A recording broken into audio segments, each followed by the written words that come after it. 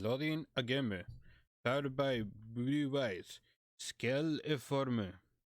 SNK Play More. Hey, that's Shion Spear. That's Shion. That's Magaki. Hayden. Ralph. Klaku. That's Kisu. Yorigu. Ashu. Okay, I'll stop. Oh, wait, is that Yuri? That is Yuri. She looks so good.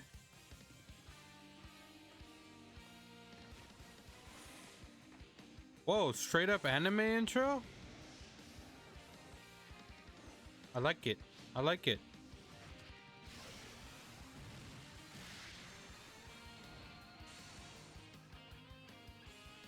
So, I've actually played KOF13 a little bit a while ago.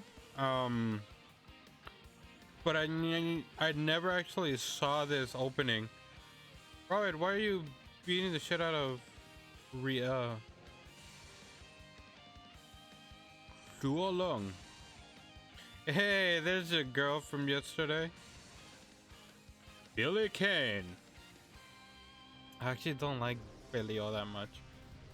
Woo. Oh, that's right. Elizabeth is in this. I mean, she was in 11 as well, but Elizabeth. These fucking animations, though. Holy shit. I was not expecting this. I was not expecting that. The King of Fighters, a thing, Steam Edition. Hold on. I could turn up the volume on the game a little bit. A statue. I think that's good. So, all right. So there's a story. There's an arcade mode, and then there's a story mode. I'm gonna be playing the story mode, so I don't know how long it is, but the way I'm gonna be doing this is I'm gonna record in one sitting as much of the story mode as I can. And then if I go through all of it, then great. If I don't get to finish it by the time I'm finished with how long I can record, then I'll come back to it later. But I'll be cutting it into chunks and then uploading them occasionally. And then I'm gonna do the same thing for KOF14 whenever I get to that. And after I'm finished with the story mode here, I'm gonna go through the arcade mode with Yuri and her team, and then just go through that. So right now, story mode. I don't know what to expect. King of Fighters, the biggest tournament in the world. Fighters from all over the world gather to compete, but trouble is always brewing behind the scenes, and those who are down by those from the distant land. I remember it's just goddamn fucking Magaki. It's my boy Angel. Through the appearance of this mysterious and powerful clan, a wave of chaos spreads across the KO Mukai and Magaki. Those who appeared in previous tournaments could power to awaken Orochi. Blah, blah, blah. Their origin, their true desires, abilities, nothing is known of this clan, but in order to fight them, an international police organization has organized Hayden's investigation team to take action. Under the leadership of Ralph and Clark, a team of agents that has successfully resolved the crisis of the past and forth through the course of 2 tournaments. They've been able to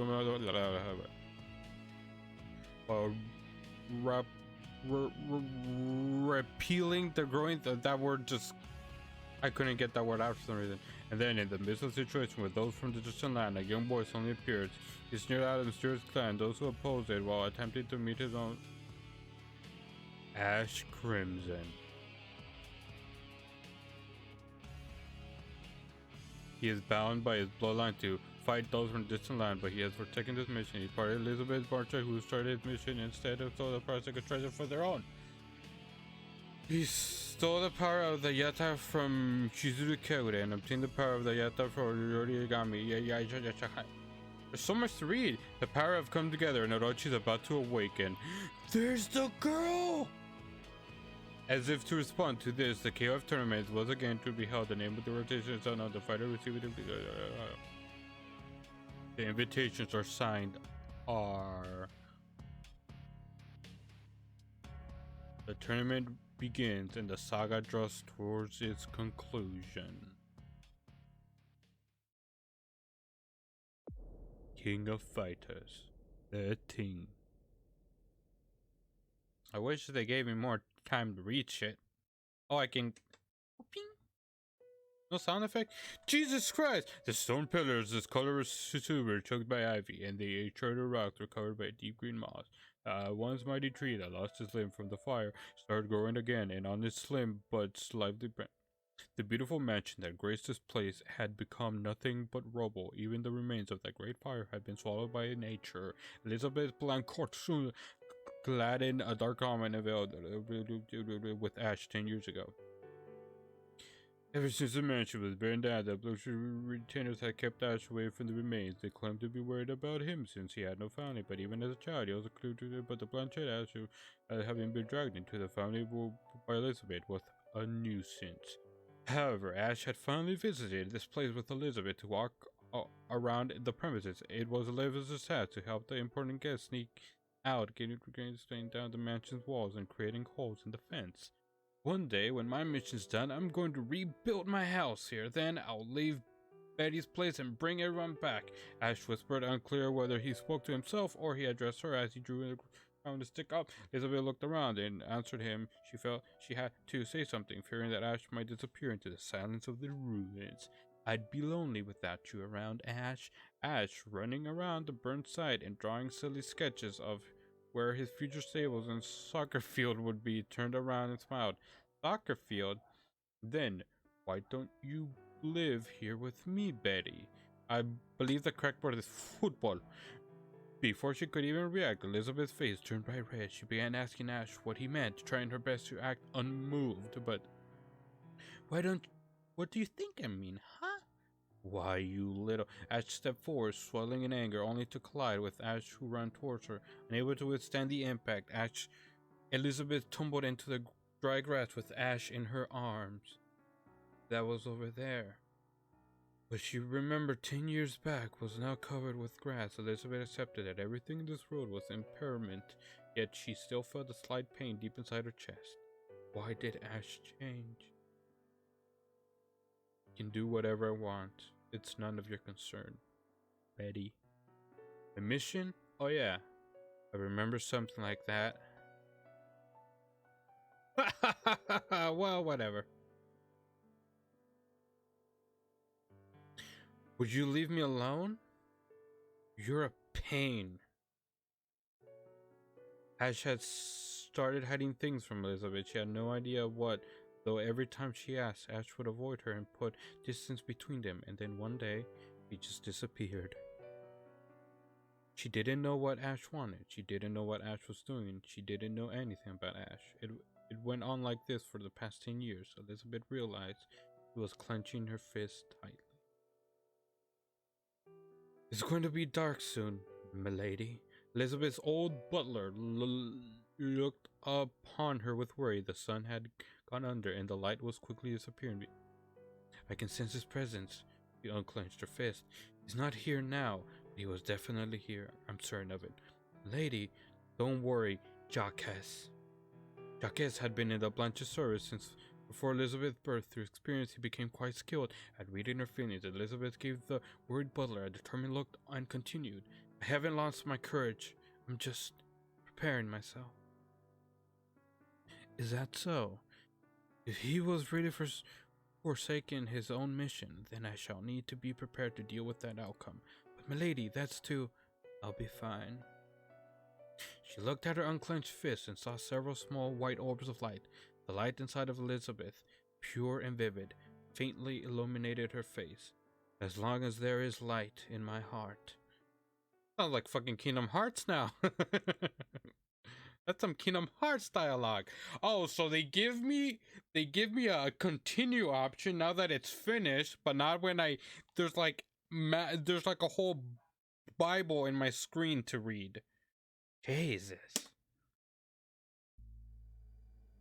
This is odd. You mean me being here? Don't be like that, buddy. Investigating ruins may not be our style, but remember, we're just doing this for the money. Maxima ran his eyes along the corridor of the ruins. It was a small movement, but his body sensors were set to full, and they would gather vast amount of data as a result of slight adjustment. Next to him was K. His sunglasses did absolutely nothing to mask the other boredom etched onto his face. Oh, I got more time now. Cool. The desert ruins were located in southern Saudi Arabia. This stone structure had suddenly appeared in his desolate area. Maxima and K had come here to investigate. I hate this place. It's too hot. Well, yes, Ice Queen. The young girl loudly complained from behind Kay, leaning against a wall, and left Maxima momentarily lost as to how he should proceed. Being the leader isn't easy. Well, then complain to Mother Earth, why don't you? Grumbling, Maxima continued gathering data, but studying the weathering and the rate of decay of the radioactive elements. And software reported an estimated year of construction. It was at least 1,000 years old, possibly older. He tagged the report important and then sent it to the other two wirelessly, but Kay had a different opinion.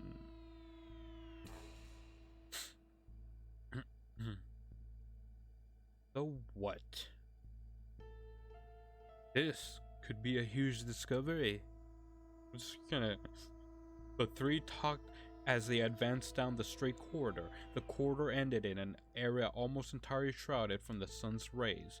The surrounding walls were covered in a weathered relief, and the wall at the. Check this out! What Kula pointed to was a relief containing bizarre images. It was a portrayal of inhuman shapes with tremendous powers. Some that controlled space, others that tapped into the vast energy of the earth surrounded by people in various places. I don't like this. Very few people depicted around the shapes were standing. The images were crude, but they were clearly kneeling, prone, or hurtling through the air. They were all most likely dead. Kula and Maxima were taken aback by the eeriness of the relief. What lies beyond must not be meddled with by man. Kay, however, scoffed at it instead. Looks like they're fighting to me. His words broke the other two out of their trance. They looked away from the relief, and the three of them peered through the wall. Judging by the date, it's too dark to see anything in here. It's alright, my calculations indicate that the sunlight should enter soon. It shouldn't take long now. About time. A tombstone? It looks like a door? The back walls got these shapes and people again. Maybe there were gods that worshipped the line down. The distance. Severed ties? Different beings. Far away, long ago. The past? Nah, it can't be. Come on, let's go. This place is creeping me out. Alright, I've collected the special data for the space around it to read. It's out and we're outside. Let's go. Yeah. Yeah. Yeah. Like I swear to God, sometimes they give me a lot of. Oh, I'm blocking all the text. Holy shit, I just realized. I'm a big doof. I'm a big doof. God, I'm such a doof. Okay, here we go.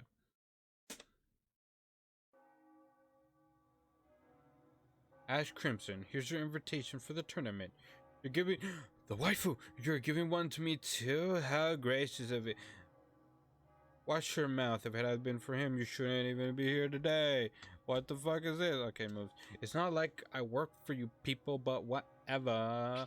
I'll work hard enough to not be considered incompetent. Will that be all? No, Blanchard entered Paris. She's come looking for you. Betty's here? She really is a hard worker. I thought I should just take some time to relax. If you get in her way, you dispose of her. Sure, fine, for crying out loud. And I hear you've been messing around in that room. I know that you're aware that's strictly forbidden. Oh, you mean that that was fun, you understand? But then again, I'd rather talk about it with something other than you. Sorry, but I've got the gun now. And just disappeared. Can I just look at the waifu for a second? Okay.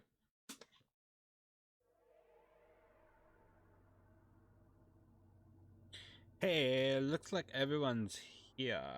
Your clothes look bad. What? Did you smoke them bad? I played with the final flames a bit. Final flames? What kind of weird, considering you always just treat the guy like that. You said, would you like to know something? The path you're walking together with them, there's no rosy future at the end. What do you think will happen? You don't really think this will technically do a happy ending, do you? Because it answers what are you trying to say?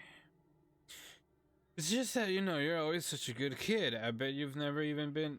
Well, why don't you try being naughty for a change? I'm curious what you'd do if you saw it. Ridiculous.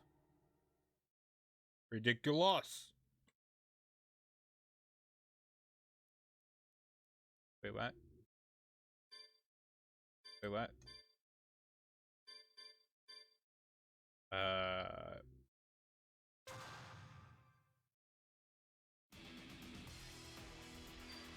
What?